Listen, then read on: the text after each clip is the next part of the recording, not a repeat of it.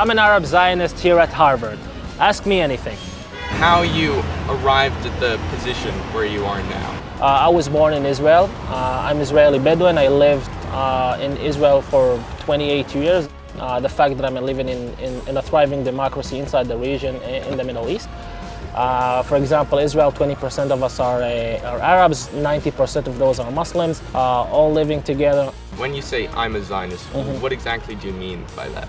And a Zionist is someone who believes that Israel has the right to exist and Jews have the right for self-determination in their ancestral homeland. Were you born in Israel? I was born in Israel. I see. Yeah, this is actually my first time living abroad. And I'm Arab because I was raised Arab and I lived in an Arab community all my life in Israel. First, I didn't know that Israel has black people. And second, I didn't know that Israel has Arab people. So it's like it's a completely new thing. Do you feel like most people are like pro-Hamas? Why would you support a terrorist organization that is okay with beheading people inside their own organizations for being gay? Something like that. You know what I mean? I don't support It doesn't make Hamas. sense. I saw a statement made by Mahmoud Abbas, the head of the PLO, the Palestinian Authority, who came out and said, we want Hamas to release the hostages so that we can end this war.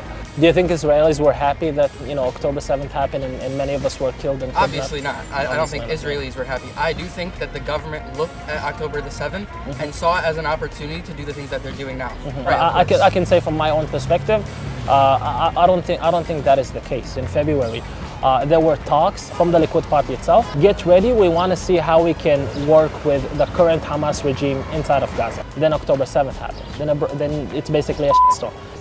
Their main objective is to get the hostages back. To get the hostages back, and also to make sure that Hamas is not capable of firing rockets or basically going back to its military strength prior to October 7th. Okay. I want our 59 Israeli hostages to come back home. I don't want Hamas to be a threat neither on us or the Palestinians ever again. And I really hope that maybe in the future, us and the Palestinians can sit on the table together and talk and see how we can move forward as two people if we can. We're not willing to live side by side next to Gaza, knowing that Hamas is still ruling over there and still poses a threat over our lives. I know people from my own Bedouin community who were kidnapped. I know people from my own Bedouin community who were killed. And we understand that as long as you have this jihadist government ruling over Gaza, then it would be very difficult, if not impossible, to do anything, because Hamas is not interested in anything but the total eradication of the state of Israel. Did you have any negative experiences by the Israeli military in the West? I've been to the West Bank, I would say maybe 3-4 times in my life. And when I went to the West Bank, I also got inspected by the Israeli security borders. Right, you got searched? I got searched as well, yeah. They do check, obviously, they do check. Yeah, and also I understand why they check, because I seen videos of journalists who you see them getting kissed by Yahya Sinwar, and 2 months later you see them inside the fields of in the south of Israel committing atrocities.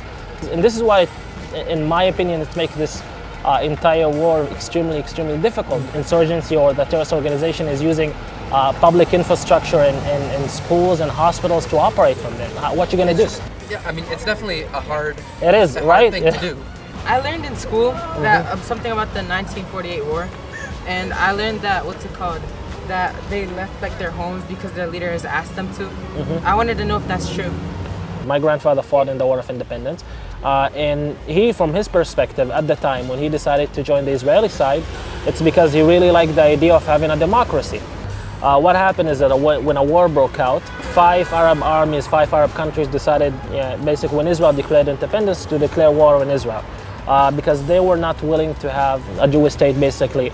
The Arab leadership also told the Arabs who used to live in the land of Israel, and most of them still live in the land of Israel, to get out of the country until the war is finished so that they can come back. But that didn't happen. Israel won the War of Independence, and that's basically it, It feels better to know other people's perspectives about that. Thank you, man. I really hope that for the future we're gonna have some sort of normalization with Lebanon so I can visit. Inshallah. Thank you, man. Thank you.